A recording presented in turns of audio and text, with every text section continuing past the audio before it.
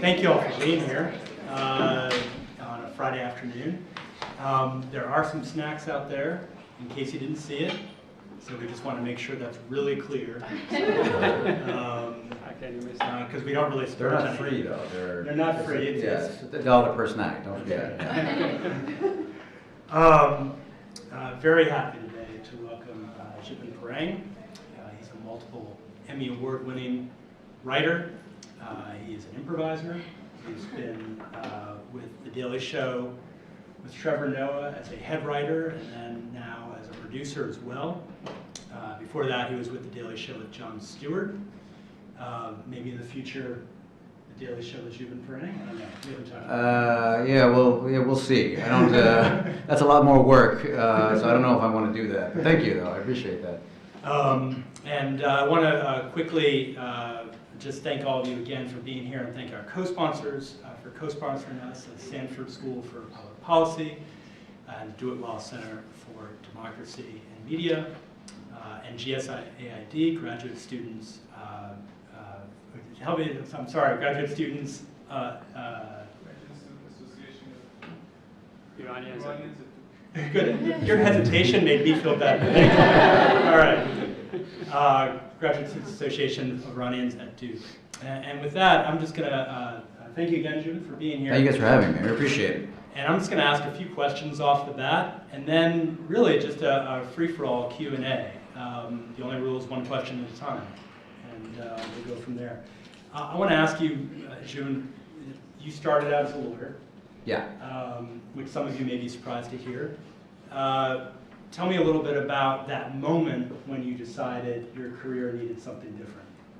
Well, it wasn't an actual moment. I ended up going into law initially because I'm very risk averse, and law is possibly the most safe profession that I could think of at the time that did not require knowing math, and so I picked law, which and I don't know if anybody here is interested in being a lawyer, but I would advise against it, partly because it's very easy for somebody who is smart but doesn't like math to kind of drift into law school because it feels more like a default option than an actual proactive choice. That's definitely what happened to me. I didn't like math, but I liked politics and I kind of liked arguing, so I thought that law sounded like the safest choice. It was a very clear path to being a lawyer. There's a lot of milestones that I felt I could just hit and be constantly reassured that I was doing the right thing. But the actual practice of being a lawyer is nothing at all like even law school, or learning about the law, or being in college. You spend a lot of time in law school and college having a lot of fun with intellectual puzzles where you think about concepts and discuss them and put more pieces in the mix and talk about what it would mean if a African American was discriminated against in a hotel that took place outside the United States but under the auspices of maritime law. What would that mean? And it's very fun to think about and to debate. Actually, practicing law is 180 degrees away from that. You spend most of your time reviewing financial spreadsheets, trying to find small irregularities that you can then bring to your partner and point out to him, and he will take that, and you will not know what that meant or what the result of that will be. A lot of it is mind-numbing drudgery of work, detail-oriented, and if you are not aware of that before you go into the practice of law, you will be miserable. 90% of lawyers are very, very miserable because they didn't know what law was. They thought they were going to be like in a West Wing episode, and it's not at all a West Wing episode. So I fell into that trap, started practicing law, realized how it was not what I wanted to do. At the same time, when I was young, I got into improv comedy. My high school had an improv team, and so I did improv with them. And I learned very early on that I wanted comedy to always be a part of my life. And I also did improv in DC when I went to law school, BJ. And when I went to New York, I continued doing improv comedy. Around that time, I was practicing law and doing improv comedy and eventually sketch comedy. There was no moment, but over those 4 years, I began realizing I really don't like practicing law. I hate everything about it. All the people who are 10 years ahead of me look just as miserable as I do, so I don't see a future in it. And comedy I'm getting better and better at, and I think the people who I started doing comedy with were by that point getting jobs writing for Saturday Night Live and other shows, and I thought, they're funny, but I'm as funny as them.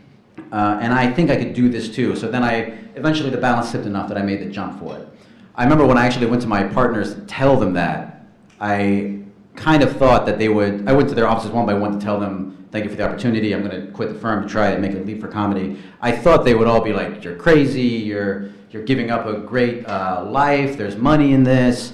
But to a person, every one of them would react like, they go like, you know, Zhubin, I always wanted to be a bass player, but then I did this instead. Follow your dreams. They were all very, all of them had regrets, and that kind of sealed the deal for me that I should leave and do comedy. What is it, just shifting a little bit to politics, and I should have mentioned our Center for Political Leadership Innovation and Service, so I see the world through a political lens. You see the world, I don't want to speak for you, but... No, I've always been a political junkie growing up, so I'm also I'm very much a politically focused person. So what is it about politics and comedy? Why do they seem to mix like peanut butter and jelly better than other, or am I mistaken on that? Is politics just one avenue to pursue comedy? No, I mean, I think, anything is funny. Anything can be funny. So comedy, I think, works with any kind of topic. But I would also say that in our current era, politics is especially ripe for satire because the political world is so, the gap between what the world is and how it very easily could be different is so wide and so vast that the only way you can really reconcile it without, jumping out a window is by laughing at it. So I think right now it's very, it's very easy to react with laughter at politics. It's easy to react emotionally to politics right now in any way, so I would rather laugh at it than jump out a window, obviously. So that's I think, I would say, you don't have to be a political comedian to be a comedian. It's just very easy this day and age to be a political comedian. Yeah. When do you know that there's a line that you shouldn't cross? Writing for The Daily Show, it's television, so there's, it's not like you have other things on YouTube you can put out that don't have the same standards in terms of, FEC, FCC or whatever. But when do you know that it's kind of, you can push it to this point, and where is that line? Does that just come through practice? Yeah, it is also, I mean, it's difficult to think about that in an abstract sense, because anything, again, can be funny. Like, you can make a joke about any topic. I think that stuff that I think, every joke has a perspective behind it. Any joke has some point of view that it is making or advancing. And I think the underlying thing is, do we feel comfortable defending that point of view that the joke is coming from? If we feel comfortable defending that point of view, then we have no problem making the joke. If the joke comes from a point of view that is, indefensible in the sense that it attacks helpless people, or that it is needlessly cruel to people who are not in the public eye, or whatever makes, honestly, ultimately Trevor uncomfortable, then we don't do it. But I think that ultimately is a matter of a subjective sense of, does this feel true to what I want to say? And that's different for different people. It's difficult to talk about that without going to concrete examples, but in the abstract, that's how we kind of approach it. What is the joke saying? Is that something that, taking the joke out of it, we would be comfortable asserting just straight? That makes sense. So here's something that's along those lines. Ideologically, I've read articles, and who knows if there might be bias behind them, that suggest that it's easier for Democrats to be comedians about politics for certain reasons, where Republicans who try to be comedians, or Fox News had a comedy show about 12 years ago that was trying to be an answer to the Daily Show, and it didn't really work, and they weren't sure why. And I'm just curious. I mean, it's a tough issue to talk about without sounding partisan. But just to say, I'm asking you, I guess, Sure. Is there a divide between left and right in terms of how they view comedy? I think the problem there is framing it as left or right comedy. And I think the problem a lot of professional conservatives, or at least the fallacy in their argument whenever they complain about there's no room for conservative comedy is that it is very difficult, and I would say impossible, to be ideological and funny. And I think it goes for left or right. If you are trying to make a political point or trying to advance an ideology, it's very difficult to be funny because your dominant purpose is to advance the ideology. So conservative, commentators, or like, for example, like these, I know what show you call it, it was like the half-hour news hour that Fox News tried to advance. But that was not attempting to be funny and just happened to be done by a conservative comic. That was an attempt to advance conservative talking points while telling jokes. And that is very false. Everyone can tell right away, like, they're not trying to make jokes, they're trying to advance a political point of view. And I think that applies to the left too. Like, if you are in the space to make a political point of view, it's tough to be funny. Because that's not your goal. You're not trying to be honest. You're trying to be politically savvy and articulate arguments in the best way that appeals to you. And I think people see that right away, and they know that no matter whether it's convincing or not, it's not comedy. I think it does tend to be that a lot of late night hosts who are funny also tend to be coming from a liberal point of view. But I don't know if that's necessarily just because, I don't think that's just because liberals or people from the left are funnier. I think it's because a lot of these comics tend to be in New York City, and New York is hard to live in a dense city like that, surrounded with a lot of different people and lifestyles, coming up through a comedy scene that you meet a lot of people and learn their perspectives and not kind of come out that a little bit more liberal. But that being said, we have conservative comics on staff at The Daily Show who are very, very funny. It's just that I think that it might be that the experience you have to go through as a comic might usually, in the cities you have to live in, might tend to skew a bit more liberal. But I don't agree with either liberals or conservatives who say that, like, it's not possible to be a funny conservative.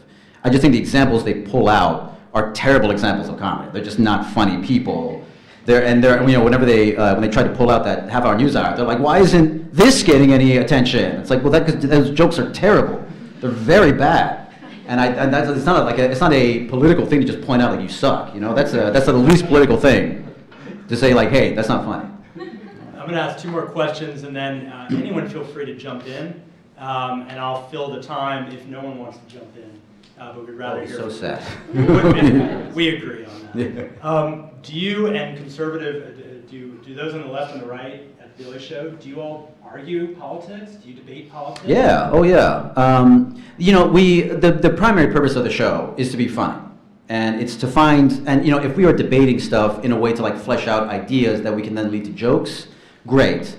The head writer's responsibility a lot of times is to shepherd these debates in a way that leads to fruitful jokes and not just to a lot of like talking points shouted back and forth at each other. So there's a lot of debate, but it's also it's guided in a way that it's not just everyone trying to summarize the Vox article they just read the night before. It's trying to figure out what it is about each of these positions that can yield jokes.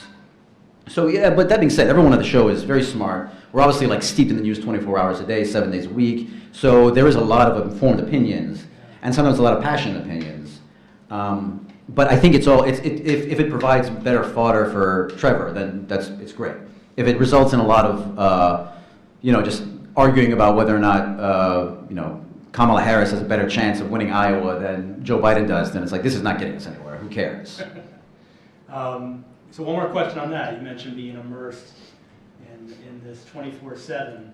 How has that changed you? For the past 8 years, you've been immersed in comedy and news, where it's just it is a part of you, right? Yeah. So what does that do to you as someone who's well, I was always into politics before then, so I was always keeping up with the news.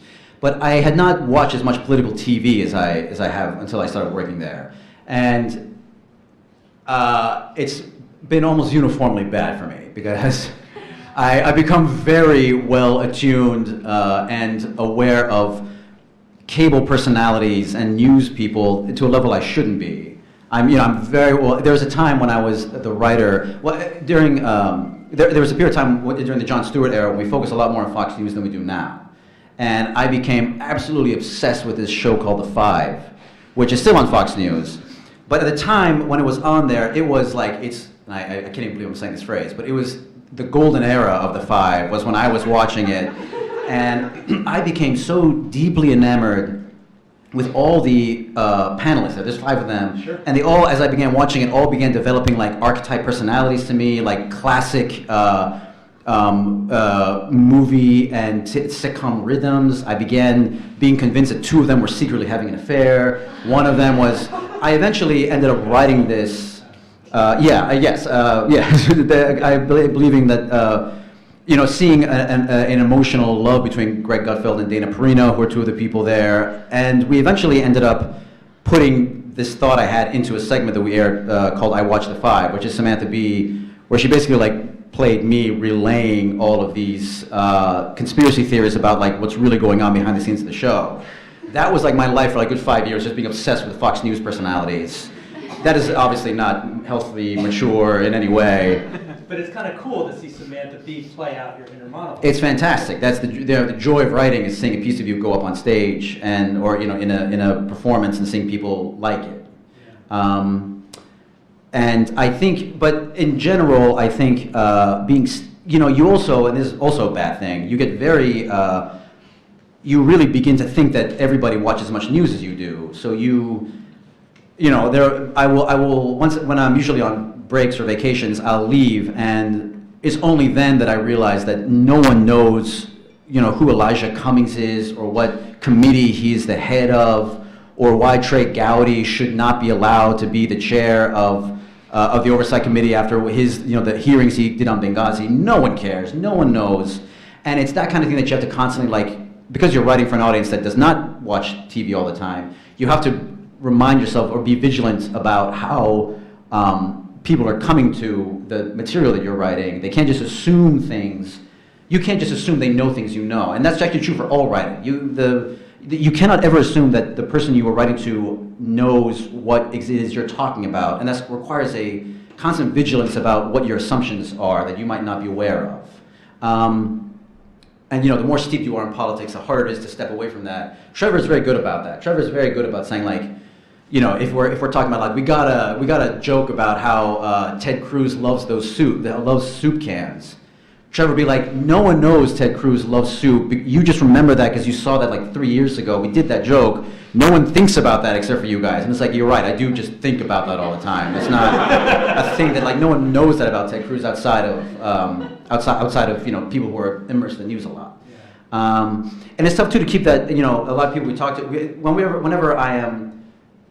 It's also kind of difficult in general because you also, just as a political person, you have to be aware that it's very easy, for example, if you are steeped in New York politics, for example, to now have seen that Donald Trump was going to be elected president. That's something that had I been a bit more, I think, I was not aware of that. Obviously, very few people were seeing that coming. Trevor saw it coming, but I think it's because Trevor, growing up in South Africa, has seen Donald Trump's win the presidency time and time again. The whole history of South Africa has been Donald Trump's. So he was oh yeah, this guy is he's got it. He will appeal and win it. And I was like, you idiot. There's no way that Donald Trump is going to be president of the United States, because I was just reading what a lot of other New Yorkers were writing and talking and thinking. And that requires a lot of vigilance to be aware that what you are exposed to is not what most people are exposed to. And especially if you are writing if you're writing for an audience, you always have to be aware of who is this audience I'm writing for? What is it that they don't know that I'm assuming they might know? That's great. What kind of questions do we have out here? Catherine? I have a question. To what extent are when you write these jokes, is that become what Trevor Noah actually says? To what extent does he ad-lib? And then do the guests know about the questions he's going to ask in advance? Because watching some of the clips, a lot of times it seems very in the moment banter, but I don't know if any of it is planned or if they had knowledge of where the direction of the conversation would go. Guests don't know, especially if they're political people, we don't tell them in advance what the questions are going to be. Even if they're music or celebrity guests, they might know the general areas we'll talk about. Everybody in late night shows or interview shows usually does a pre-interview where they'll call the celebrity or the person and kind of talk about what it is they want to talk about. They might be promoting something they have to talk about. They might have something interesting they want to say. There might be topics that they're I want to talk about Black Lives Matter, for example, or I don't want to talk about Black Lives Matter or something. And there's, depending on who the guest is, there's an attempt to make sure that just for the sake of an interesting interview, we are discussing things they want to talk about and have something to say. That's done a lot more for, I would think, celebrities. It's not done for politicians, but I don't think in any situation do we like give them a list of the questions or a heads up. I think it's usually they're hearing that stuff for the first time. They might know the topic, but they don't know what it is we're going to bring up. In terms of there's no ultimately, the way the show works is in the morning we meet with Trevor and we talk about what the news is that we want to talk about that day. And we watch all the news stories. We just try to cover everything, all the news stories, big ones, small ones. And in that room, we all make jokes and riff and try to come up with bits and interesting thoughts about the news. Then Trevor and me and some other people will go into another room where we'll talk about what exactly does Trevor want to talk about that day, the points he wants to make, and the jokes he thinks were funny either in that meeting or stuff he's thought of himself. Then we'll write the script with most of his input. He might leave to go do other things. We'll then rehearse the show, and then we'll go into a room with Trevor where we'll just rewrite the show from rehearsal, start top to bottom again, based on what worked. So there's ultimately nothing that gets on the show that Trevor has not gone through and been like, yes, yes, yes. So a lot of it is ultimately our jokes filtered through his words and his point of view. Very little, sometimes he will also like ad lib if he thinks of a joke in the moment on camera, he'll throw a joke out there, but almost all of it is scripted usually. The between the scenes is another segment we do that's much more unwritten. Usually we'll have like some jokes we'll throw, he has something he wants to say, and that's just much more him talking to the audience and just kind of going off his own thoughts. His between the scenes about the French ambassador's discussion about the African players on the French national team was just off the cuff of his head. Usually all those between the scenes tend to be just him more just talking. He's very, very good at finding a rhythm with an audience and just talking with them and speaking extemporaneously. So we take advantage of that with that. But with TV, you don't have that option. Like we have to fill 11 minutes and 30 seconds. So there's not a lot of room for, just wing it. Let's just have some fun. It's got to be like, these 20 seconds, you have to say this joke. And then the next 13 seconds, you have to do this tag. If you don't do that tag, we got to extend it. So there's not a lot of room for riffing in the TV portion. In the online portion, there's a lot more riffing. Cool. Elizabeth, we'll kind of move around. I think that one thing I've noticed with a lot of people who come and talk about entertainment and politics and where those two meet have had unconventional ways of getting there. So as someone who knows they want to be there, it's hard to know what path to follow, because all the figures that talk about it never thought that they would end up writing for a comedy show in politics. So what advice would you have for someone who actually wants to go straight into that path as opposed to winding around to it? I'll tell you the only two things you need to know. And every advice you get is going to boil down to these 2 points of view. These 2 points. One is, if you want to be and I only know this about comedy writing, but if you want to be a professional comedy writer, you have to do 2 things. You have to, one, be funny, and 2, you have to be known as funny. And what that means is very clear. The first thing is you have to move to New York or LA. You can't do any other city. New York or LA. They're the only cities that have comedy infrastructures that generate the audience attention and the agents and managers and industry that can create a comedy writing career. Once you move to one of those cities, you have to do a lot of comedy, as much comedy as you can. Improv, sketch, stand-up, writing pilots, screenplays, taking classes, practice groups, anything you can do to get as many of your jokes as possible in front of a live audience as much as possible. That's the only way you can really hone your voice. It's the only way that works is by, you can talk and theorize and rewrite all you want, but the only way you can get better at knowing what's funny and how you are funny is by having your jokes in front of a live audience and seeing what works and what doesn't. So that's the first thing. That's just basically be funny, which just means you've got to do a lot of comedy and get better and better and better at it. Hone your voice, find out what you're good at, find out what you're not good at and work on that. Build your strengths. The second was people knowing you're funny. That's why it has to be New York or LA. You have to dive into the comedy scene in those cities and become known in those cities.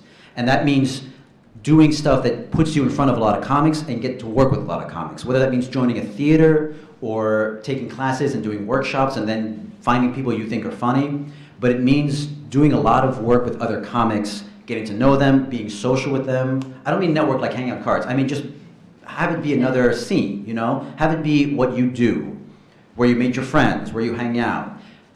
What happens then is if you become widely known in the scene as someone who's funny and also a good person, not a dick, not unable to take notes, not collaborative, someone who is good, fun to work with, and funny, then as your peers, as you all kind of rise up, your peers will begin getting jobs, and then they'll recommend you for jobs. That's how I got my job. I happened to be on an improv team with a woman named Hallie Hagland. It was possibly the worst improv team I think that has ever been at the UCB's theater. Like, we were cut as early as you could cut us. They cut us. Like, they cut us so early that there were shows that there was just a blank spot in the program, and they're like, it is better to the audience not to see comedy than to watch you guys. But I got to know her. We became friends. She was very cool. We gelled. We just became friends, and we made sure we just hung out all the time. At the time, she was a receptionist at The Daily Show. She was so funny, she eventually became a writer at the show. And then when they asked her, do you have anybody in mind that could submit to be a writer, she recommended me. That's just because I happened to be doing as much comedy as possible, and Hallie liked me and said he's a good guy, he's not going to be a jerk, and he's funny. That's ultimately all it is, those two things. Be funny and be known as being funny. And that's just what you got to do. It's, for different, any industry works that way. If you want to be in, any industry that's not very clearly laid out the way being a professor or a lawyer is, but you basically have to be in the scene, wherever it is, and just get to know people and have people begin thinking of you as someone who is hardworking and good and kind and fun to work with and talented. And then sometimes it might not happen, but I think like anything,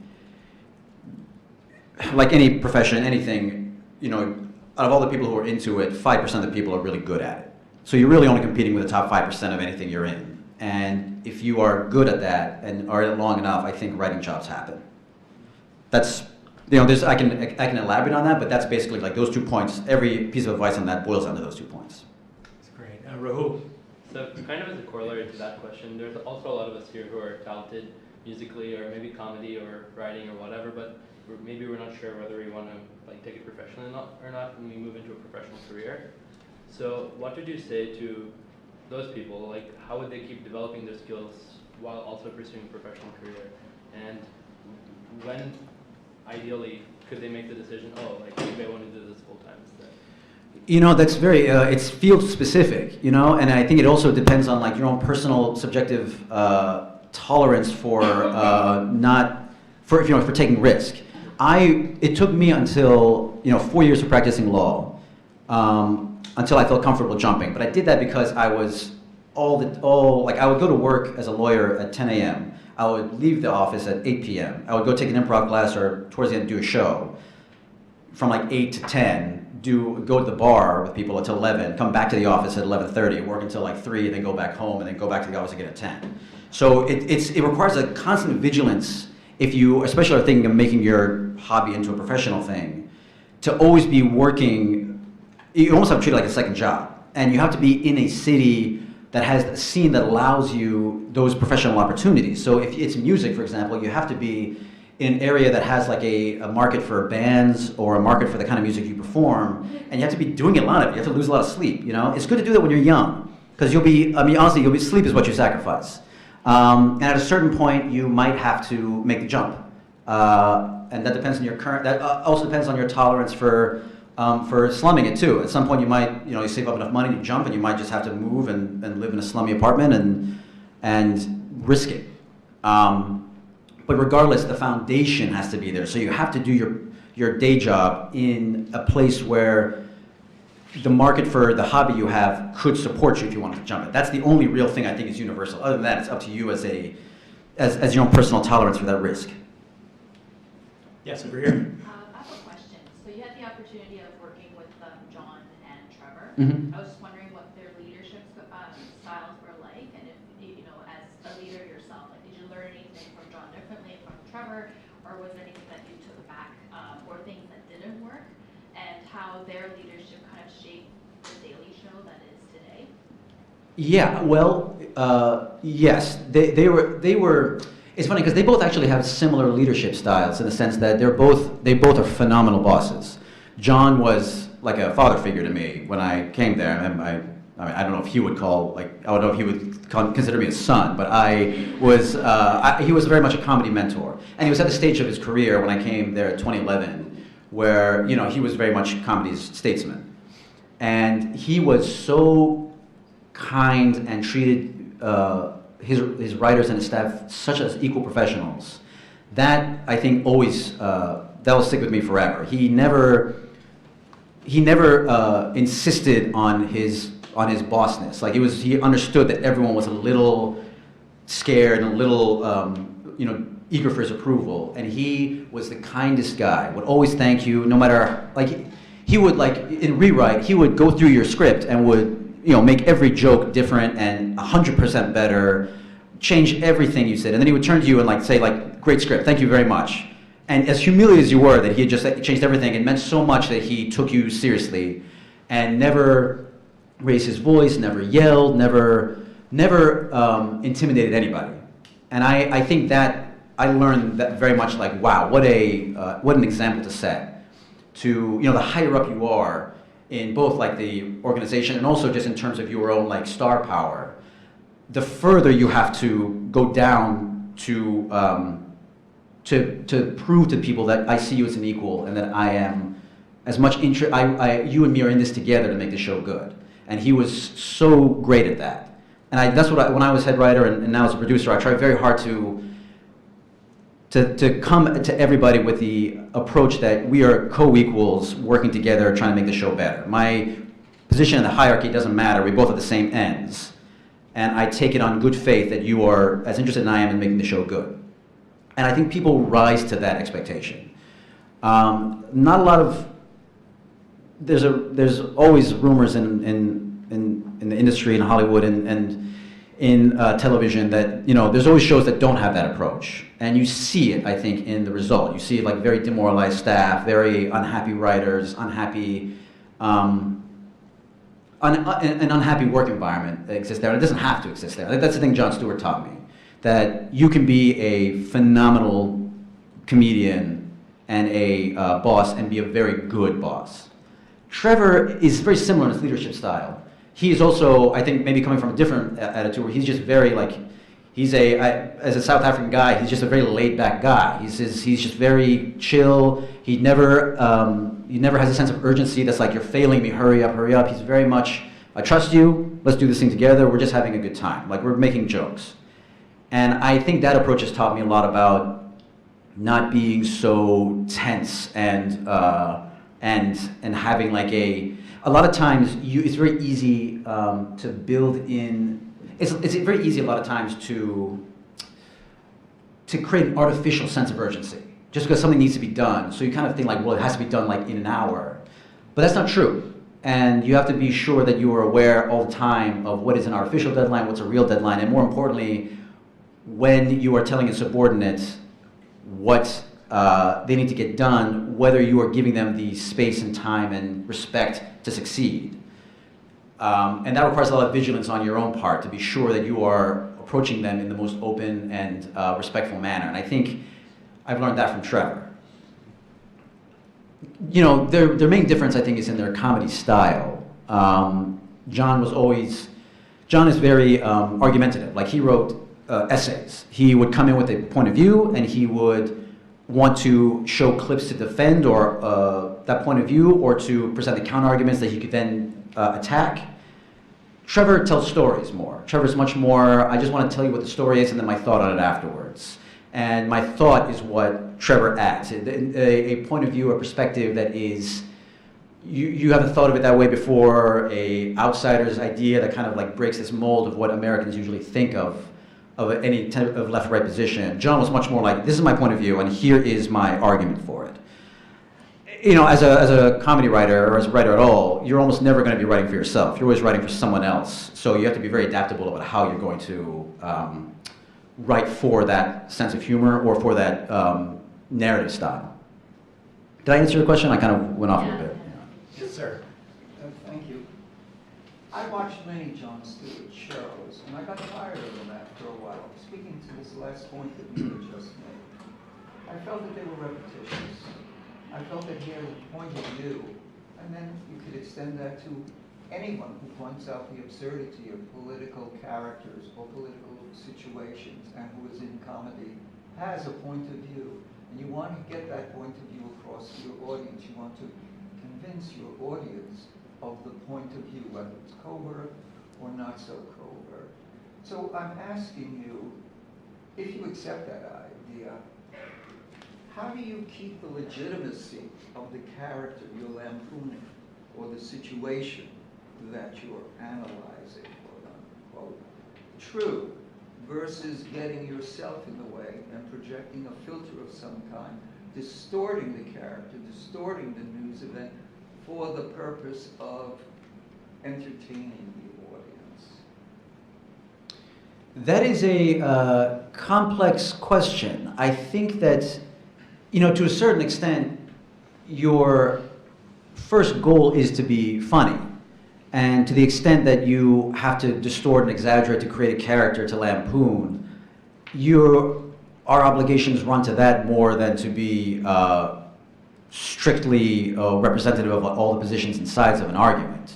We're ultimately comedians who are interested in making jokes and lampooning a situation. Every joke comes from a point of view. So, the jokes that you make naturally will be filtered through your own point of view. And I think all you can do as a comedian is to make sure that the point of view you are making jokes from is as honest to you as it can be. You're not saying things that you don't really believe in, or you are hiding something you believe in because you don't want the audience to. You're not trying to hide a bad thing that you acknowledge but don't want to have to admit. I think you want to work against that and be as honest as you can. But that's just in terms of the point of view your jokes are coming from. In the service of the jokes, if you are, satire and naturally requires the exaggeration of aspects and points of view to make a point. Whether it's taking an argument to its logical extreme or taking a particular character to a fanciful direction. For example, the way we lampoon.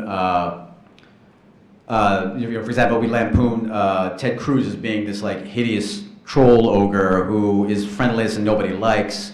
We lampoon Eric Trump as being completely unloved by Trump and desperate to have his father's approval. To a certain extent, this may not be true, although I think they both are true. But to a certain extent, they might not be true. But if they advance if they are rooted in a truth that we think, then I'm okay exaggerating that to make a satirical point. Does that answer your question? I would say, on this aspect of preserving legitimacy, which I take to mean preserving the counter argument or the complexity of a situation, versus making fun by lampooning or exaggerating certain circumstances. I think the point of satire is to go in that direction than the first. Otherwise, it would just be a political talk show. I appreciate your answer. I felt Jon Stewart was hitting me over the head with the same point of view, the same point. Sure. Mitch McConnell, yeah, I got it. But what do you think about it? Do you, given a character like that, and I thought he was wonderful, do they shoot themselves in the foot eventually? How so? Doing the same thing over and over again. Here's an audience, and I appreciate the comedy, and I'm liberal and so on. And I turned him off after a while. I said, this is boring. It's a freshness, is it? Maybe, yeah. At some point, every comedian ultimately has one voice. At a certain point, with enough exposure, the comedian has exhausted that voice and finds themselves repeating themselves. I don't know if I agree that I do think John himself got tired of politics when he was on the show. Towards the end, he was like, this is the same thing. I've run out of ways to make the show different in my head, and I'm exhausted myself creatively. I don't find it fun anymore, which may be something that you were picking up on in that. But I think that's a natural course of any comedian. Ultimately, any artist kind of has like one or two major things to say. And at some point, the zeitgeist hits them and they become superstars, and the zeitgeist moves on. And the artist either, sticks with what they're doing and just becomes a niche thing, or tries to change and becomes dishonest and kind of becomes a caricature of themselves. I think that's true of any art. That's not related to comedy, but I think that, that is helped by having a, rotating staff of writers who are fresh and can allow new perspectives and keep you nimble and flexible. But ultimately, I think anybody will be exhausted doing. David Letterman, for example, I think definitely exhausted himself. I think that is the end point of any artist. And I don't think there's much you can do to eventually run aground. It's a very depressing thing to foreshadow my own career. But, This goes back to the first question a little bit. I remember listening to a podcast by Adam Grant that looked at successful organizations, and they looked at the Daily Show, and they talked about just the sort of like structured chaos that happens while you're writing these jokes. Can you talk a little bit about how you feel that is cultivated, and how that obviously are in a creative organization, but how what sort of processes are in place to make that happen? Wait, so if you say that last part one more time? What sort of processes are in place as a culture to make that be so successful? Because you're doing it on such a frequent basis too. It's definitely like you have to find, part of it is you have to find people who can work well in that system. And a larger function of that for people who want to be professional writers is you have to be willing to be very collaborative and also very present in the moments. What we do is we try to find writers who are very improv heavy or improv trained, in the sense that they are able to hear a joke and add to the joke and have fun with the joke. They're not just listening and just kind of absorbing quietly. And then what we do is we have a lot of opportunities for those writers to make those jokes. So we'll have like a morning meeting. We'll then have another smaller meeting where we'll invite other writers in, so that we have the whole gamut of like big audiences, smaller audiences, and we try to present as much opportunities for sitting here in a room, watching a clip and trying to be like, what's a joke we can make off this? And having people who are like, how about this? Is this an idea? What's funny is this, and then like encouraging people to add on. So if you're not like there in the moment earlier, you can be there later. That's a function of, and that goes to Trevor's style. John was okay with telling writers, I want a headline on this particular story, and the writers going and writing in their rooms, and then coming out with the script. Trevor's much more, I want in the room, I want the script to be mostly written just with people riffing on jokes and having in the moment writing. And that, the host or whoever you're writing for will have their own style on that. But our process requires that and works best with that. So we try to find people who are very naturally quick with a thought or more importantly a joke, and are able to hear someone say something, quickly think what is the funny thing of what they said, the bit, and what they can add to it. And then just trying to repeat that room as much as possible. That goes again, as a writer, you have to be, very adaptable to what your host, one, wants to say, two, their writing style, and three, how they like their office culture to be. There's a lot of, being a writer, especially in television, is surprisingly socially onerous. You have to be very emotionally intelligent and have a lot of social skills just to sit with a room full of people, pitch jokes at them, have the jokes bomb completely, and just be okay with telling more jokes. And being okay with hearing someone tell a joke and riffing and adding on to that joke. That's very important in any television writing, sitcom, late night, anything. But our show's process tries to encourage that by just having most writing take place in that environment. A lot of writers in a room riffing and joking. It's great, it's great if you, sorry, it's great to live in that if you were that kind of person, because almost my whole job all day is just telling jokes about stuff, and given the news this day and age, I don't know how it would survive if I wasn't able to just immediately make fun of it, Here and then in the back. Do you have a joke or about something you're most proud of? Yeah, I mean, aside from that, I watched the 5 thing, which I liked a lot. There was a thing I wrote back in 2015 when I'll try and keep this as quick as possible. But there's a moment where this is in 2015 or 2014 when John was still host. Dick Cheney came out and said something about Obama is the most. You would think Obama is an Iranian agent, the way he helps the mullah, something like that, the way he supports the Iranian regime or gives them all these, it was during when the Iran deal was being negotiated, nuclear deal. And that lit John up. John was very, very mad and was like, I want to, this guy, if anybody helped Iran or the government of Iran, it was this guy. He eliminated all the enemies to the east and west. He's given them, if anybody's helped the government of Iran, it's been Dick Cheney. And it was tasked to me like, can you find a way? It wasn't tasked to me that way. It was said like, write the script. Write a script where John refutes Dick Cheney. And I remember thinking like, I don't want the script just to be like, John was particularly very passionate that day, and I didn't want the script just to be like an angry, recap of what Dick Cheney said. So I thought, well, what if I went to a frame that would be funny? And it came to me that because Dick Cheney is actually, if there is an Iranian mole, Dick Cheney is the mole. What if we did like a Hardy Boys style frame where it was like the Jon Stewart mysteries, where he tries to find out who the real Iranian mole is. And he put like a pipe and a hat on, and we had Dick Cheney represented by this balloon with like a sad face drawn on it. While he was like, it was kind of actually more like an Agatha Christie thing, where he's just like in a room being like, and was it not you, Dick Cheney, and did this wrong, and that ended up being a much more fun way of presenting this, what I also thought was a very easily infuriating topic. So you were protecting your boss from himself. And in a way, yeah, it was. I mean, it's your job to present, be the funniest version of what your boss wants to talk about, And I think that was one of those moments where it was just kind of thing that just popped in my head, and I'm pretty proud of that. A lot of stuff the show usually is very collaborative. Like no one has their own fingerprints on a joke or an idea, but to the most extent, that was something I thought, and I still think of that. I'm still pretty proud of that today. Very short time, but let's see how we do in the back.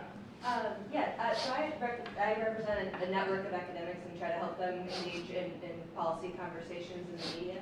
And how do you find people? Like I see, the author of Thick, or I see you bring faculty in some ways maybe more than I see in other forms of media. Yeah. How do you find them, and how would you like them delivered to you?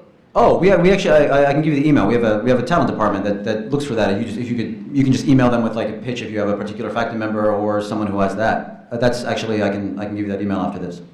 Yeah. The follow-up question, yes. So with writing these short deadlines, how do you find all of the TV clips so quickly? We have a whole department that's just for that. They're also very funny people themselves, and they pitch out fun stuff too. But there's a completely separate research department that just finds those clips and shows them in the morning meetings. And when we need to say like, hey, do you have a clip of Mike Pence saying how he loves Trump with this kind of rhythm in his voice? They'll be the ones to go and do that. We ended up doing this really fun. This is actually another thing, but Mike Pence talks in a very, very metronome rhythm. And we ended up putting it to a beat, and it was a really funny thing. But it's actually very he has a thing where it's kind of a soulless thing where he's like, "Welcome to Made in America Week. We'll will with force and vision pursue it," and it's very unsettling when you see how easily it has this very much of wow, this is a very inhuman person almost. But it's that kind of stuff that our guys find, and they. Whenever we have a window we need or something that we need to back up. They're very good.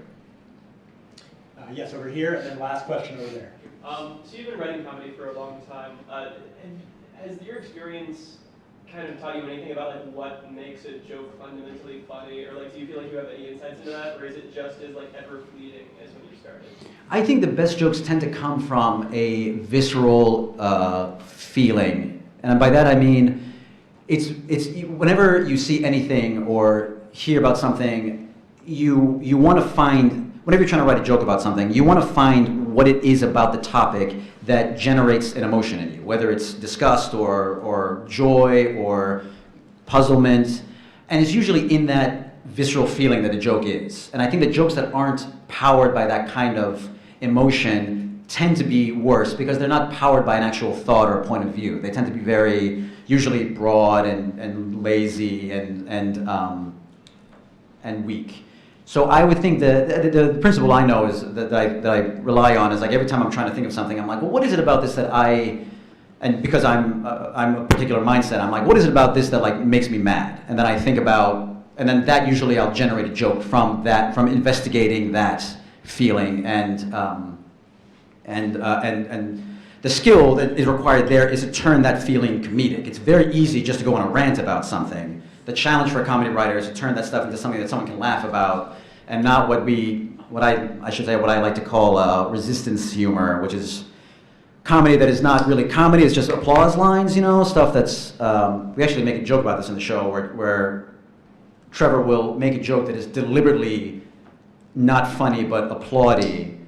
Like we did this thing where with it was when who's that guy who got arrested? It was when no, it wasn't Smollett, but I think what it was. It was earlier than that. It was like a month ago. I forget. Someone got arrested. Oh, I think maybe. I think actually it was when like Roger Stone got arrested. But we wrote a joke where Trevor said, you know, everyone's. You know, right now we're all paying attention to this criminal in Palm Springs instead of the criminal in the White House. And then we have this thing flash that says peak resistance, and Trevor like flexes. And it's just meant to be making fun of that kind of comedy that is less, it's just like applause humor. But the audiences always love it and they just laugh and applaud unironically. So it kind of goes over their head. They're like, no, we were making fun of this. But that's the kind of stuff like, that is, you know, the comedic skill is in finding a way to make a joke about that. That's not funny, but I agree with it. And late night, all of us in late night win or lose to that to some degree. Sometimes you just, you know, your point of view is naturally going to get like an applause line, and everyone hates it. Like no one wants to be righteous. We all want to be funny. But that's where the skill comes in, is in like exploiting that emotion for comedy. Last audience question over here. So one of my favorite pieces are like field pieces, and so and a lot of times it paints like the person who's being interviewed in the field piece, or like the group that's in the field piece in like a not so great light, Mm-hmm. as like they're like stupid or whatever. Yep. How do you like ethically or like comedically deal with like what's funny and like what's nice to like people that you like, and how do you get people to like agree to do it? Have they seen like all the Man, you would be amazed by how much people want to be on TV. Like it really is like, they know what The Daily Show is. They hear the questions, they know we're coming at them, and they're like, it doesn't matter, it's just so cool. Like we've been on pieces where like we have like demolished the person, and they have written us back the next day being like, so fun working with you guys, thank you so much. People just like being on TV. Like it's a very big help. I don't think we have any obligation to be, you know, nice to them, even because they agree, because especially if they're like the public face of, or you know, if they're employed to be in front of us, whether like a PR flag for something, or they advocate a point of view that is like horrendous. I mean, they're agreeing to be on TV. It's not like we just went and found some random guy like on a, you know, what we don't do is we don't go to private people who have, you know, who are not prepared to be on camera, who don't know what's going on, who have no real, you know, voice in the public square. We don't go to them and just start like ripping on them. We usually have like, you know, we attack people who are in the public square advancing a point of view that we disagree with, and that we can challenge. So I don't feel, you know, again, it's one of those things where like, it's a balance, like do we feel bad going after this person in this particular way or whatnot, but you know, if someone is out there in the press defending a point of view or representing like a corporation, I have no problem, you know, making fun of them. Thank you, Zhubin. If you don't mind indulging me, just one very quick question with a quick answer. How do you think you've changed the country? In all seriousness, The Daily Show has had a profound effect on a lot of people. I speak personally. It had a profound effect on me. I was in my 20s when Jon Stewart took over. Didn't watch Craig Kilborn. And that became, you know, my Bible comedically and politically, and shaped me in a lot of ways. I'm really curious how you feel the show has changed what the country would have been in an alternative universe if it hadn't existed? You know, I don't really know what evidence there is to support that. Donald Trump is president of the United States. I don't see what I don't see what impact the show has had in the larger culture. I think, if anything, I do think we, you know, when I think about me personally, when I was in college watching The Daily Show, like it really helped me just feel, just laugh at stuff that I thought was, especially I was watching that during the time of the Iraq War, and Jon Stewart at the time felt to me like the only voice that was just pointing out as it was as stupid as much as I thought it was. But I think the show only really, I don't think the show really has changed the larger political scene. I think maybe it's definitely changed comedy. I think to a certain extent, most of Late Night now are all children of Jon Stewart. And he has done a great job of, or he's been, I think, the reason why so much more of comedy is political and also rooted in points of view than it used to be.